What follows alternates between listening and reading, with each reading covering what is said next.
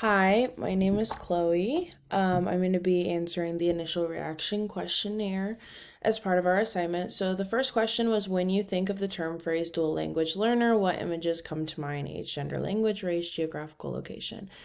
So, I would say that the first thing that comes to my mind is definitely a different race. I think a lot, especially the most common, at least for my classroom, would be children that also speak Spanish. So, I would think of anyone of Latin descent or Hispanic.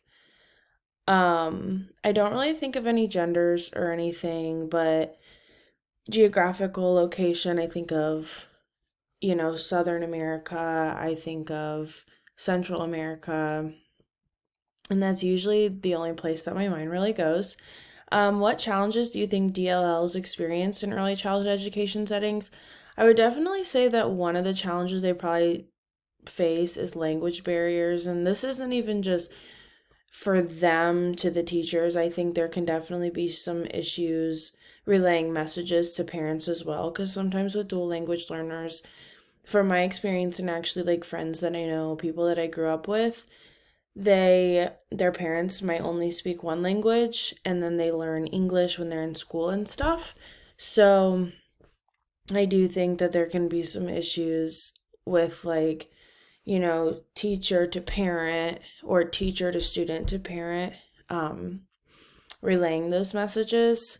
I also think that the children can kind of struggle. Learning two languages at one time can't be super easy.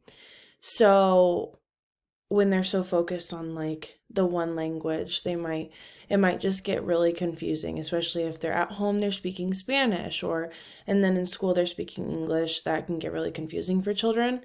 What challenges do you think ECE settings face in supporting DLLs? I think that one of the things is like the proper people to help children that are dual language learners. I don't think a lot of schools and stuff have the support that they need. I don't think they have the teachers that also can, that are bilingual and might be able to help these children. I also don't think there are a whole lot of resources on it. I know in my early childhood program, it doesn't seem like there's anything that would help accommodate children that may be that way or, do what they need to do. So I do think there's definitely like a shortage in people that can actually help children that are dual language learners. What assets do you think DLs bring to ECE settings? I think they bring diversity.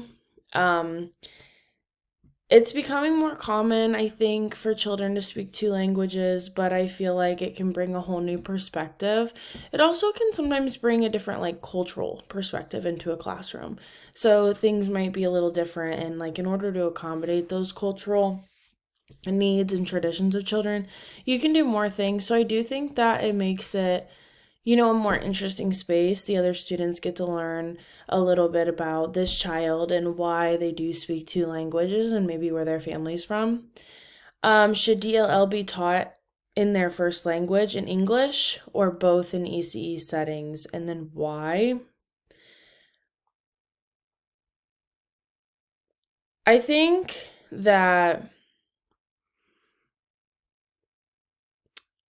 if a child is in America, I do think, and they're not in a special school that can accommodate that. I do think it makes a lot of sense to teach a child English when they are in school. But I do think there should be programs that allow children to go into a classroom with their home language and they can do things with that. I don't think it's especially when I was in high school, I know like they had ESL programs and stuff. And I think that it would make sense when you're older to maybe go into a room that's more catered toward maybe your first language.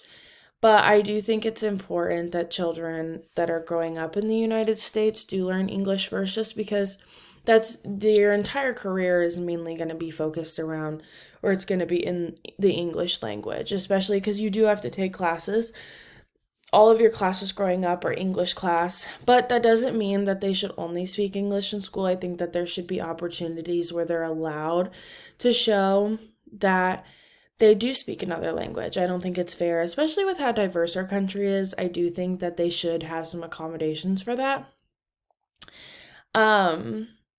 If you're a parent of a DLL in an ECE setting, what types of supports, resources would you want for your child and or your family? I would definitely want a translator.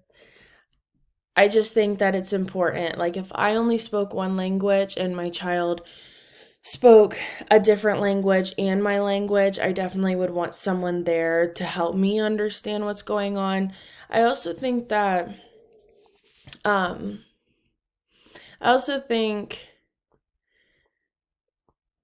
like not a class, but somewhere my child can go to kind of broaden that first language.